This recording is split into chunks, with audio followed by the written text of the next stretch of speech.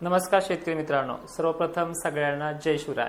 येत्या 24 तासामध्ये म्हणजे उद्यापासून 2 एप्रिल पासून वातावरणामध्ये दुप्पट वाढ परत होते। जसं मराठवाड्यामध्ये विदर्भामध्ये मागील 1-2 दिवसापूर्वी झाले 30 मार्चला, त्या दिवशी सारखंच वातावरण पण काही भागांना जास्त प्रमाणात तेजी सुद्धा वाढणार आहे, याची माहिती तुम्हाला अगोदर पण दिलेली आहे। मात्र आजची जी काही तारीख आहे, आज नाशिक क्षेत्राच्या उत्तरेकडील भागांना पाऊस टिकून राहणार आहे।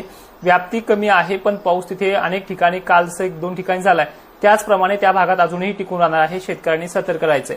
छत्रपती संभाजीनगरच्या वैजापूर भागांमध्ये वातावरण सक्रिय होईल, काही ठिकाणी पडेल, काही ठिकाणी नुसतं बनून सोडून जाईल।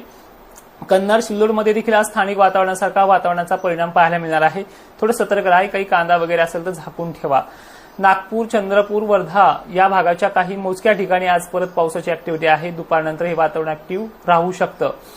कोल्हापूर, बेळगाव, निपाणी ह्या शहराकडे, सांगलीमध्ये, साताऱ्यामध्ये काही ठिकाणी मेघगर्जनेसह वादळी पावसाची शक्यता राहणार आहे। आज 1 एप्रिलला दुपारनंतर संध्याकाळपर्यंत काही ठिकाणी दिवस मावळेपर्यंतच दाखल होणार आहे। अहिल्यानगरच्या सुद्धा शिर्डी, राहुरी, संगमनेर, काही ठिकाणी सारोळा, कासार परिसराकडे देखील वातावरणाची क्रेज वाढणार आहे। त्यानंतर पुण्यामध्ये सुद्धा जसे की पुणे पूर्व भाग, दक्षिण भाग, जुन्नरकडील तुरळक मोजके भाग इथे देखील पाऊस वाढणार आहे। नांदेड पट्ट्यामध्ये देखील अनेक ठिकाणी आज स्थानिक वातावरणासारखा पाऊस वाढणार आहे। 1 एप्रिल अशाच प्रकारे आहे। अमरावती मोजक्या ठिकाणी, जालना तुरळक ठिकाणी आज आहे।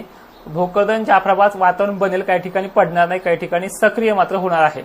धुळे, जळगाव काही ठिकाणी चांगला वातावरणाचा परिणाम पाहायला मिळणार आहे। व्याप्तीचा विषय आज कमकुवत आहे आणि कलाबुर्गीमुळे किंवा इकडे बसव कल्याणमुळे त्या भागातलं वातावरण थोडंसं लातूर जिल्ह्याकडे धाव घेते। त्यामुळे परभणीकडे, लातूरकडे काही ठिकाणी पाऊस आज येईल। निगलंगा वगैरे पट्टे, अंबाजोगाई, केस मोजक्या ठिकाणी आणि नांदेडच्या मोजक्या भागामध्ये आजचा हा जो काही पाऊस आहे, हिंगोली, वाशिम, बुलढाण्यामध्ये कमकुवत आहे, पण सतर्क मात्र तुम्हाला राहावं लागणार आहे। सगळ्यात महत्वाचे अजून एक सांगतो की बऱ्याच शेतकऱ्यांना माझे अंदाज आवडतात, तर तुम्हाला माझे अंदाज आवडत असतील तर लाईक करा, कारण की बऱ्याच शेतकऱ्यांपर्यंत मेसेज पोहोचतो।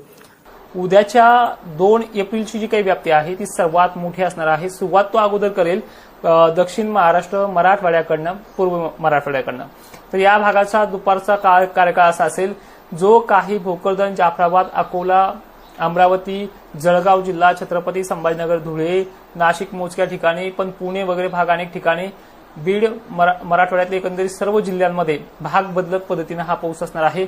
या पावसाचा सर्वाधिक जास्त रडार जो बनलेला आहे तो म्हणजे छत्रपती संभाजीनगर, कोल्हापूर, सांगली, अहिल्यानगर, बुलढाणा जिल्हा, वाशिम जिल्हा हा एक टॉप नंबरवरती राहणार आहे। कुठे मुसळधार पावसाच्या सरी देखील यामध्ये उद्या 2 तारखेला देखील पडू शकतात।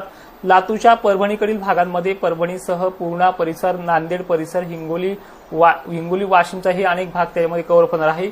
जालन्यामध्ये सुद्धा अनेक भागांमध्ये, पूर्व परिसरामध्ये वादळी वातावरणाची शक्यता राहणार आहे। खणसावंगी, मंठा या भागाबरोबरच तिकडे रामनगर वगैरे पट्टे, सिंदखेड राजा, लोणार, देवगाव राजाच्या परिसरात देखील हा वातावरणाचा प्रभाव पाहायला मिळणार आहे।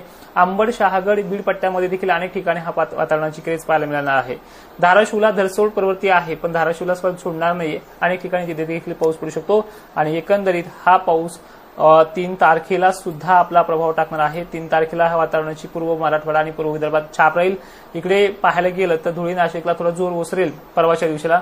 4 तारखेला पुन्हा नाशिकच्या उत्तरेकडील भागांमध्ये मोजक्या ठिकाणी मिलीबग म्हणजे वातावरणाची तयारी पाहायला मिळते। 1-2 ठिकाणी पडला तर पडला, वातावरण आता 3-4 तारखेपासून कमी होत जाईल।